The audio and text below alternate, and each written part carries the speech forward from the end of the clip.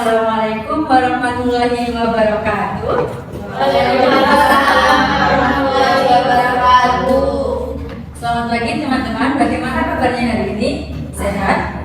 Sehat. Alhamdulillah. Sebelum pembelajaran ini kita mulai, alangkah baiknya kita berdoa bersama ya. Untuk berdoa bersama bisa dipimpin oleh salah satu dari teman-teman. Mungkin dari Mbak yang sebelah sini mungkin bisa memimpin doa pada pagi hari ini. Oke, sebelum mengawali pembelajaran pada pagi hari ini, kita berdoa mulai.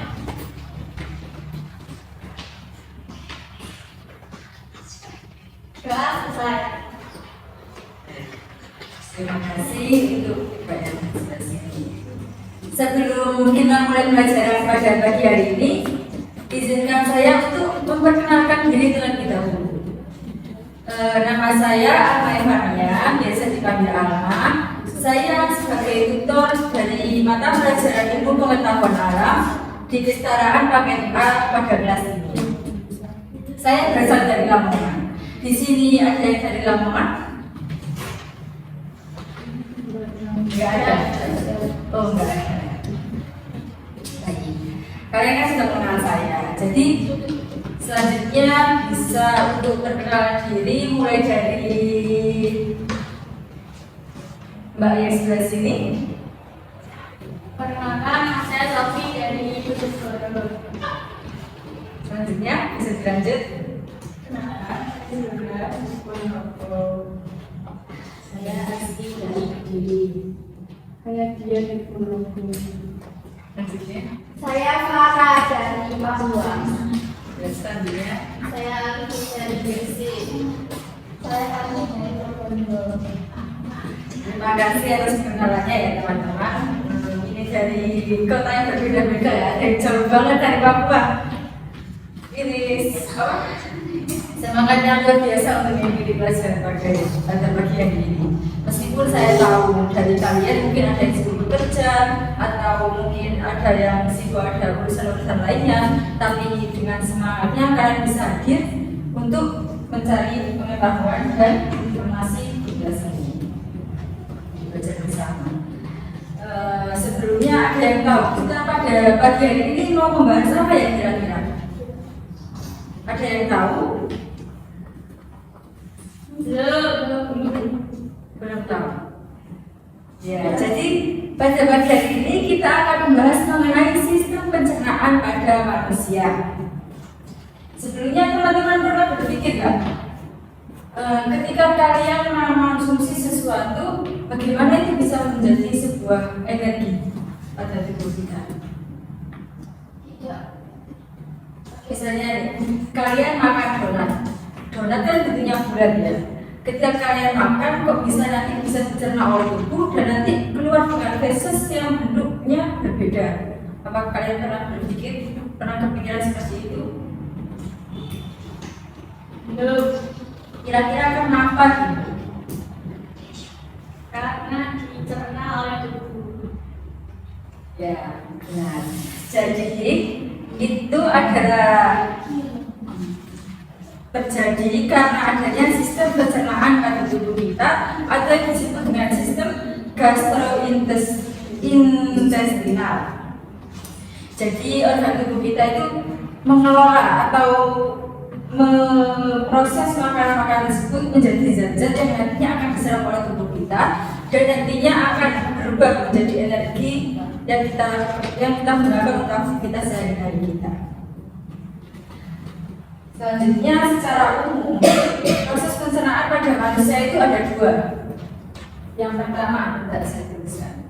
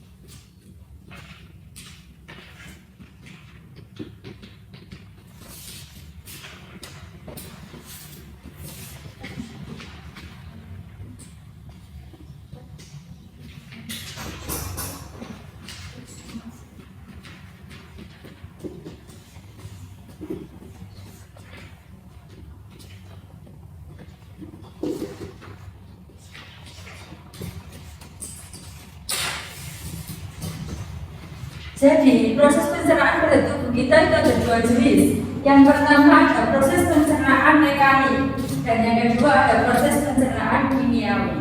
Ada yang tahu di sini apa itu proses pencernaan mekanik?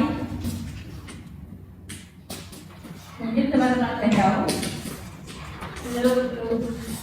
Jadi proses pencernaan mekanik itu proses pencernaan makanan yang dilakukan dengan gerakan-gerakan seperti mengunyah, menelan, memompa, atau menghancurkan makanan sehingga makanan yang awalnya berukuran besar nantinya akan berukuran kecil. Kemudian yang kedua ada proses pencernaan kimiawi. Proses pencernaan kimiawi ialah proses pencernaan yang melibatkan enzim di dalamnya. Jadi ukuran-ukuran yang kecil tadi nanti akan berubah menjadi zat-zat kecil yang nantinya akan diserap oleh tubuh. Jadi secara langsung pencernaan kimiawi merupakan lanjutan dari proses pencernaan mekanik, di mana proses pencernaan mekanik tadi merubah makanan dari yang ukurannya besar menjadi ukuran yang lebih kecil, kemudian dilanjutkan dengan pencernaan kimiawi, di mana ukuran yang kecil tadi akan dirubah dengan bantuan enzim menjadi zat-zat yang nantinya akan diserap oleh tubuh. Sampai di sini ada yang ingin ditanyakan atau sudah paham?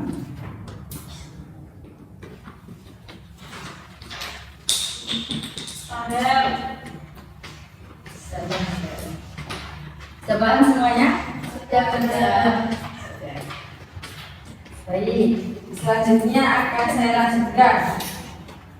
Pembahasan selanjutnya yakni mengenai organ-organ pencernaan pada manusia. Di sini sudah ada gambar mengenai organ atau sistem pencernaan pada manusia.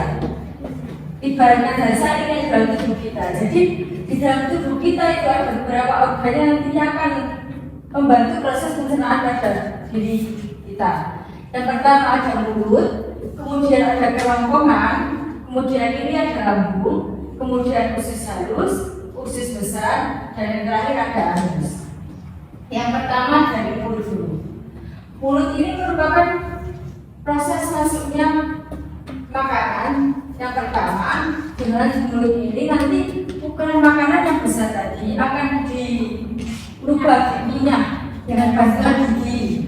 Ya, di dalam mulutnya ada gigi. Jadi makanan yang besar tadi akan dikunyah dirubah dengan bantuan gigi menjadi ukuran yang lebih kecil. Dan di dalam mulut ini terdapat enzim di dalamnya. Saya tahu enzim apa? Berapa? Dari apa? Amilase. Ya, betul. Di dalam mulut ini terdapat enzim amilase. Enzim amilase ini menguraikan kandungan peptid atau amino dalam makanan menjadi gula sederhana yang nantinya akan dapat diserap oleh tubuh. Nah, selain ada gigi dan ada enzim amilase, di dalam mulut ini juga ada bagian tubuh lain. Apa ini di dalam mulut kita? Apa? Ya, benar, lidah.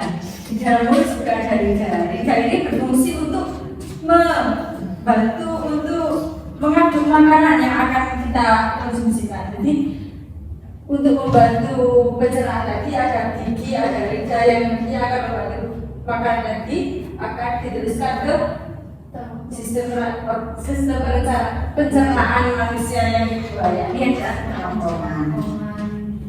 Nah, di kerongkongan ini nanti makanan tadi akan terjadi gerakan peristaltik, di mana makanan tadi akan dilepas-lepas menuju ke dalam lambung.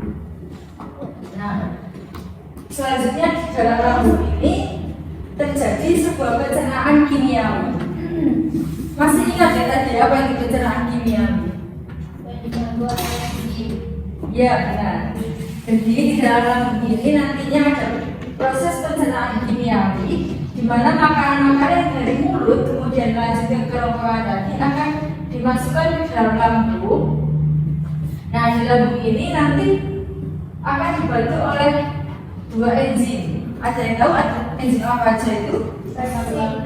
Ya, benar, ada enzim pepsin. Dan yang kedua ada asam merah. Asam lambung. Ya, asam lambung.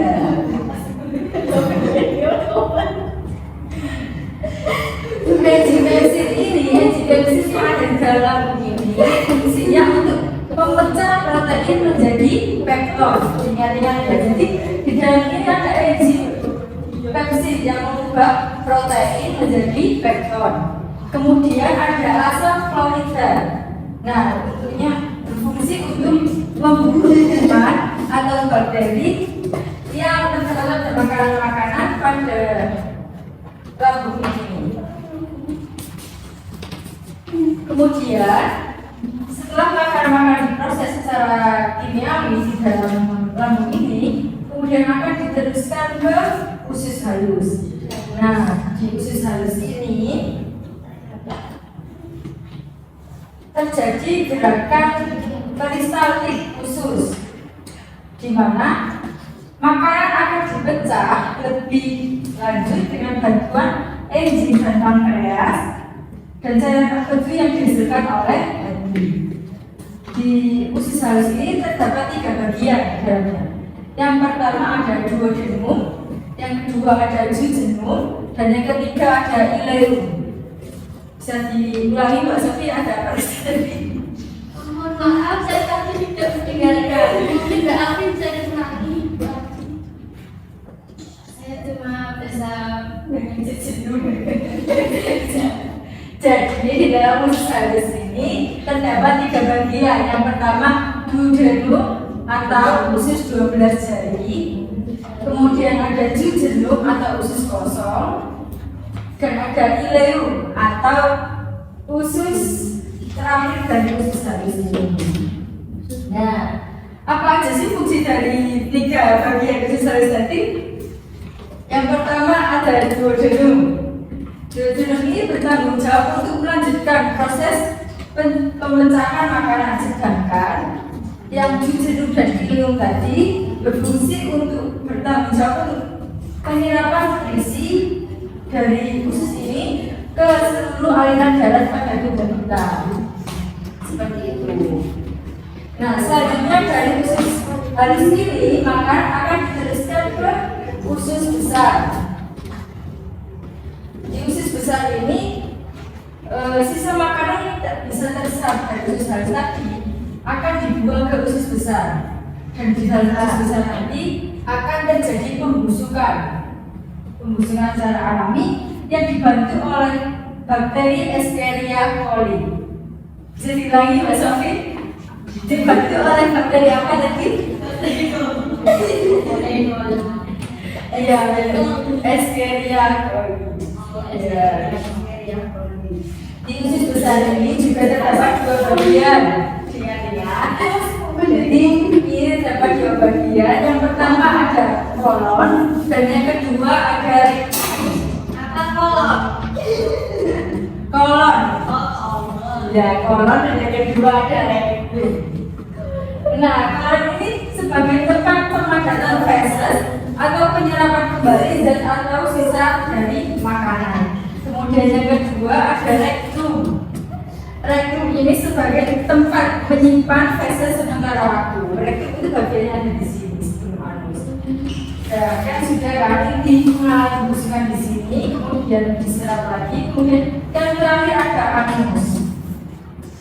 Pada anus ini sistem pencernaan terakhir di mana feses yang sudah dibusukkan dari usus besar tadi akan dikeluarkan dengan bantuan anus ini. Seperti itu.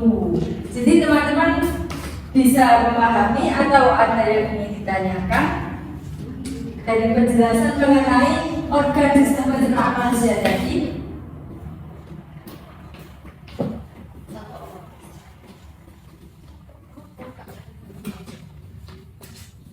Tidak ada?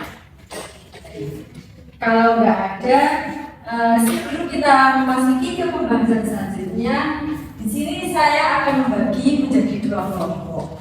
Nah, 2 kelompok nanti akan menggambar salah satu dari organ pencernaan manusia, dan kemudian nanti akan menjelaskan sedikit apa sih yang kalian ketahui mengenai atau apa yang kalian ketahui mengenai organ yang nanti akan kalian gambar nanti.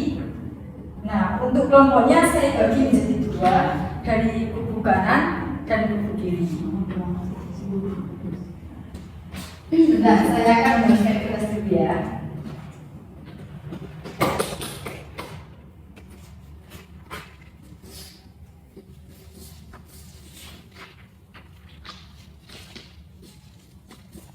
Bisa dimulai untuk mendiskusikan mau menggambar apa dan nanti bisa dipresentasikan secara singkat saja salah satu kelompok apa mengenai apa yang kalian gambar mengenai organ pencernaan tadi. Untuk waktunya saya kasih waktu 5 menit.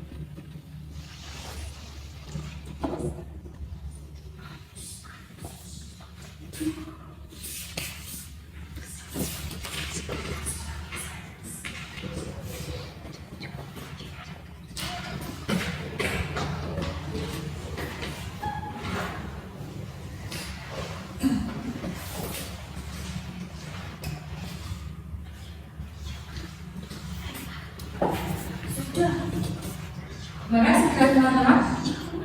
Setuju ya?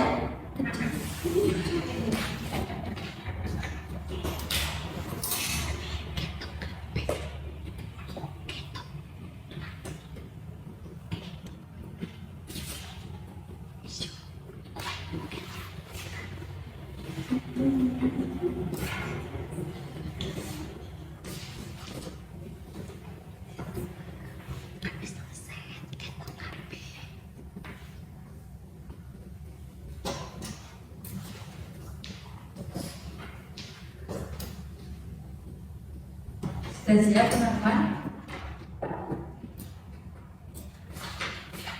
Baik, kalau sudah, saya akan menunjuk salah satu kelompok untuk bisa mempresentasikan secara singkat mengenai apa sih yang digambar mengenai organ pencernaan manusia tadi.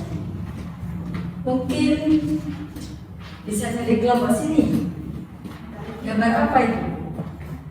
Ini menggambar usus halus, besar dan halus. Ya, dan dijelaskan apa itu? Usus halus itu merupakan organ pencernaan yang terletak di antara lambung dan usus besar. Usus halus terdiri dari 3 bagian, yaitu ada duodenum, dan ileum. Duodenum bertanggung jawab untuk melakukan proses pemecahan makanan, sedangkan duodenum dan ileum bertanggung jawab untuk proses penyerapan nutrisi ke dalam aliran darah. Lalu yang usus besar itu sisa makanan yang tidak bisa dicerna oleh usus halus akan diteruskan ke usus besar, karena usus besar berfungsi untuk membusukkan sisa makanan dan membentuk feses dibantu oleh bakteri E. coli. Lalu anus itu organ pencernaan yang berfungsi sebagai tempat pembuangan dan sisa makanan atau feses. Luar biasa. Beri tepuk tangan untuk kelompok 1. Untuk hasil gambarnya bisa saya ambil dulu untuk saya mulai.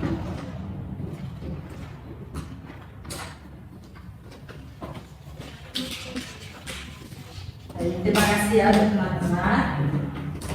Kita lanjut ke pembahasan selanjutnya. Teman-teman di sini ada yang pernah nggak mengalami sakit perut atau mungkin mulus-mulus atau gimana? Jadi Kira-kira kenapa itu? makan pedas terus perutnya sakit. Selain itu, kira-kira kenapa ya? Kok bisa seperti itu. Ada salah pencernaan. Ya benar. Jadi terjadinya gambar seperti sakit perut atau mulus-mulus itu biasanya terjadinya gangguan atau penyakit yang ada pada sistem pencernaan tubuh kita. Lalu kita di sini akan membahas apa aja sih bentuk penyakit atau gangguan pada pencernaan kita. Sebentar, saya akan menuliskan ini.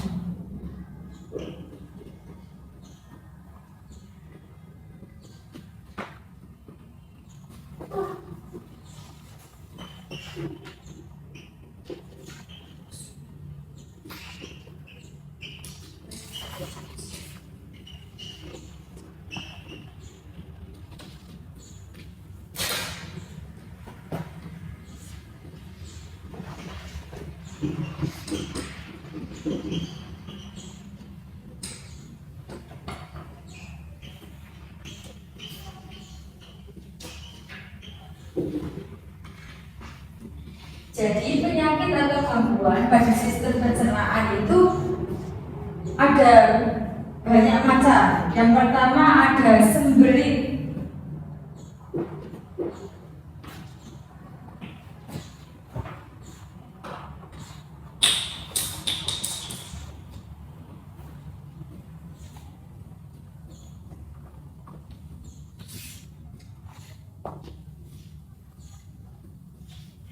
Ada yang tahu di sini apa itu sembelit? Nggak tahu. Ya, ada lagi yang bisa mengetahui apa itu sembelit? Atau gimana sih sembelit itu? Ini sakit. Iya. Ya, jawaban guys. Jadi sembelit itu kondisi di mana seseorang itu sulit untuk buang air besar. Biasanya gejalanya itu tekstur fesesnya itu keras. Nah, itu ciri-cirinya itu bisa terjadi oleh beberapa hal. Yang pertama, seperti mengejan saat buang air besar. Kemudian yang kedua, adanya penyumbatan pada rektum sehingga feses sulit untuk dikeluarkan. Dan kemudian yang ketiga adalah merasa ada yang kurang atau tidak tuntas setelah buang air besar itu. Nah, penyebabnya dari sembelit itu ada banyak. Yang pertama itu mulai kurangnya mengonsumsi makanan berserat. Jadi makan berserat itu kurang. Kemudian yang kedua ada kurangnya air minum, terus hingga atau pengaruh dari obat-obatan yang mengakibatkan sembelit. Dan cara mengatasinya yakni dengan memperbanyak asupan serat, cairan, olahraga secara teratur, dan biasanya itu dengan mengonsumsi obat pelunak feses untuk kondisi yang darurat. Kan banyak sih sekarang obat-obat untuk pelunak feses itu kan. Ya, seperti Durkolak, kita. Kemudian yang kedua, contoh dari penyakit atau gangguan pada sistem pencernaan itu adalah diare. Ada yang tahu apa itu diare? Sorry, saya tahu. Itu buang air besar secara terus-menerus. Ya, jadi diare itu kebalikannya dari sembelit, di mana frekuensi kita buang air besar itu lebih banyak, di mana seperti lebih dari 3 kali dalam sehari. Dan diare itu biasanya dengan tekstur feses yang lebih cair. Akibat dari apa? Penyebab dari gangguan diare ini ada beberapa.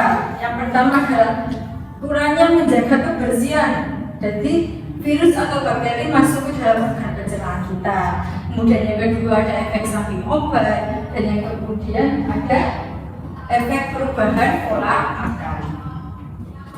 Diare ini dapat dialami oleh berbagai kalangan usia, mulai dari anak-anak hingga orang dewasa. Penderita diare ini membutuhkan banyak obat, membutuhkan banyak cairan atau minum air putih untuk bisa melancarkan BAB. Kemudian yang ketiga, selanjutnya ada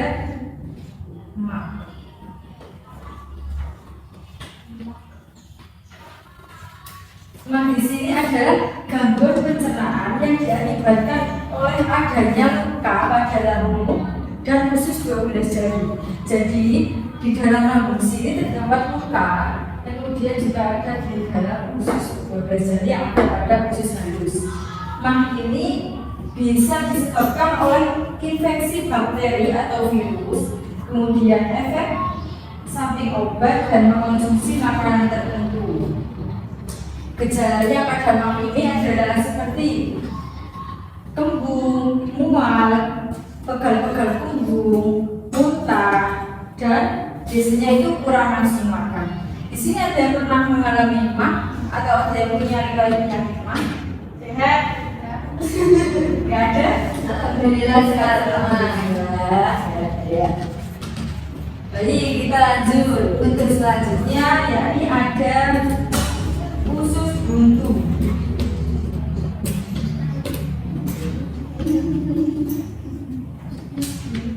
Di sini ada perhatian apa itu? Ususnya apa? Ya, jadi usus buntu itu di mana terjadi peradangan atau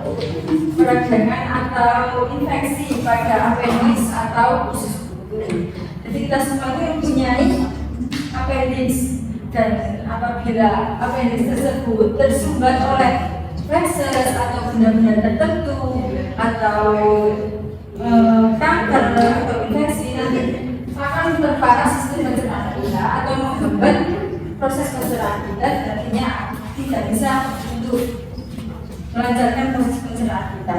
Dan usus buntu ini tidak bisa untuk diobati selain dengan operasi atau pengangkatan usus buntu.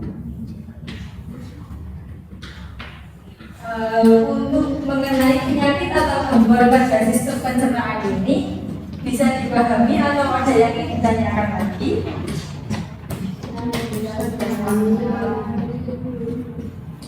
Teman-teman. Baik. Selanjutnya yakni saya ingin tahu di sini kira-kira untuk menjaga sistem pencernaan kita ini seperti apa sih? Apa yang biasanya teman-teman lakukan? Ya, bisa banyak minum air putih, kemudian apa lagi? Makan sayur, Iya, makan buah. Apa lagi kira-kira? makan tepat waktu. Ya, menjaga pola makan, olahraga. Jadi untuk menjaga sistem pencernaan kita itu ada banyak hal yang perlu kita lakukan. Yang pertama yakni dengan makan makanan alami. Jadi makanan alami itu baik untuk lambung kita. Makanan alami ini adalah makanan yang tidak mengandung zat aditif atau zat tambahan, seperti tidak mengandung gula atau penambah rasa atau pewarna. Jadi makanan-makanan tersebut sehat dan baik dikonsumsi untuk tubuh kita. Kemudian yang kedua adalah makanan yang kaya serat. Makanan yang kaya serat ini dapat kita peroleh dari berbagai bentuk macam makanan seperti buah-buahan, sayuran, kemudian biji-bijian, dan lain sebagainya. Kemudian ada juga yang tidak kalah pentingnya, ini dengan mengelola stres.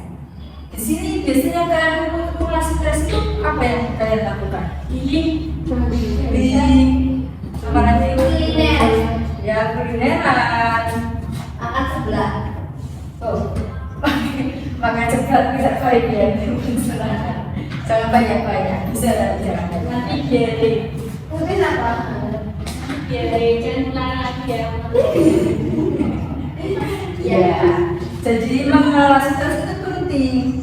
Karena kalau kita stres itu organ pencernaan dan hati kita tidak akan berfungsi dengan baik, yang nantinya akan mengganggu proses pencernaan pada tubuh kita. Kalau nggak punya hati gimana?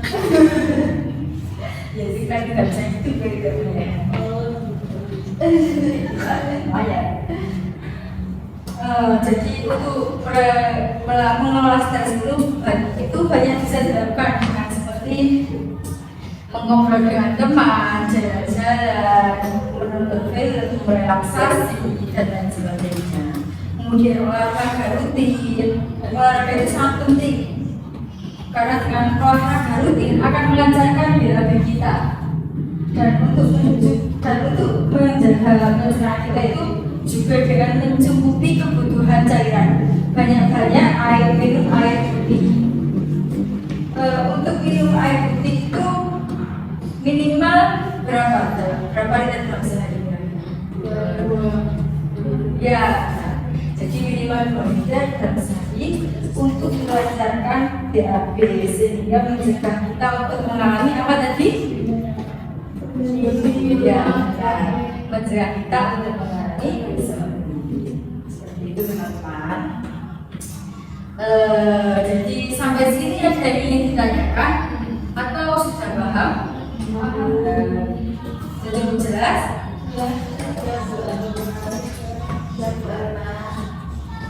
Jadi seperti itu ya teman-teman. Untuk selanjutnya, untuk mengetahui seberapa pahamnya kalian sih akan bahas-bahasan yang sudah kita pelajari bersama tadi, saya akan membagikan beberapa soal yang nantinya bisa kalian jawab sepemahaman kalian aja untuk mengetahui sampai mana sih kalian mengenai materi kita hari ini.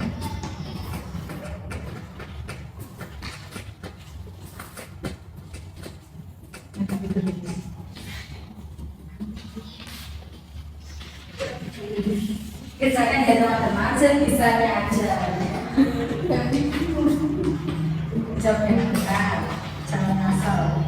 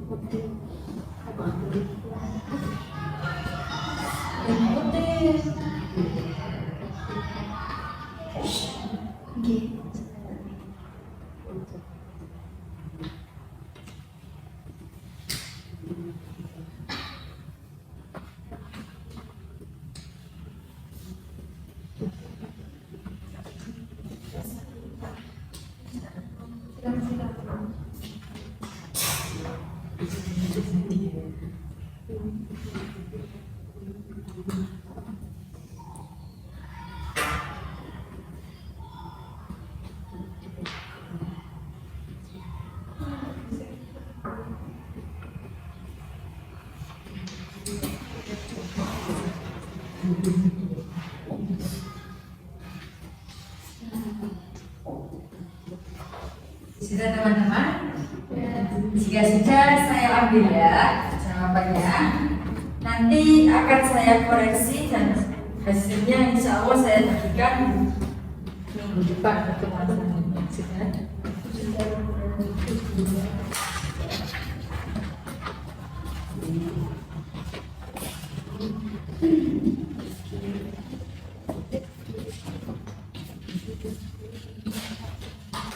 Nanti hasilnya akan saya bagikan minggu depan ya, pertemuan selanjutnya. Jadi sudah kalian rata-rata dari kalian sudah paham. Selanjutnya sebelum kita akhiri dari pertemuan pada pagi hari ini, kita review atau simpulkan bersama mengenai apa aja sih yang kita pelajari tadi. Mulai dari yang pertama ada proses pencernaan. Di mana proses pencernaan ini ada dua jenis. Yang pertama proses pencernaan mekanik dan kemudian yang kedua ada proses pencernaan kimiawi. Kemudian yang kedua ada beberapa organ atau sistem pencernaan pada manusia. Yang pertama ada apa ini? Mulut. Kemudian lalu kemudian usus besar dan kemudian yang terakhir penyakit atau gangguan pada sistem pencernaan tadi ada 4. Yang pertama apa? Belit, diare, panas, susu. Ya, untuk menjaga apa menjaga kesehatan organ pencernaan kita juga. Nanti sudah kita pelajari bersama, ada banyak hal yang bisa kita lakukan. Yang pertama dengan mengonsumsi cairan atau air putih, kemudian olahraga secara teratur, mengelola stres, banyak makan yang berserat, dan yang terakhir banyak makan makanan yang alami, tidak mengandung zat aktif atau zat berbahan. Seperti itu.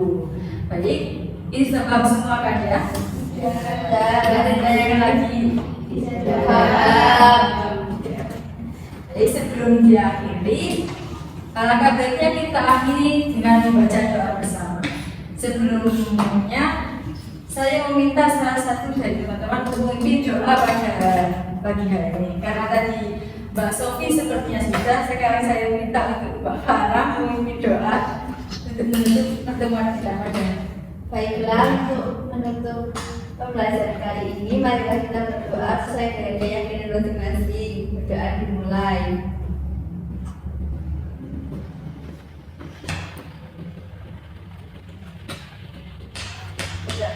Selesai. Terima kasih atas semangat dan perhatian teman-teman pada pagi hari ini dengan kesibukan teman-teman yang ingin bekerja atau mungkin dengan sibuk dengan urusan lain, tapi masih semangat untuk belajar bersama di dalam ruangan ini. Terima kasih. Saya akhiri. Apabila ada salah kata dari saya sebagai tutor dalam kelas ini, saya mohon maaf sebesar-besarnya. Wassalamualaikum warahmatullahi wabarakatuh. Waalaikumsalam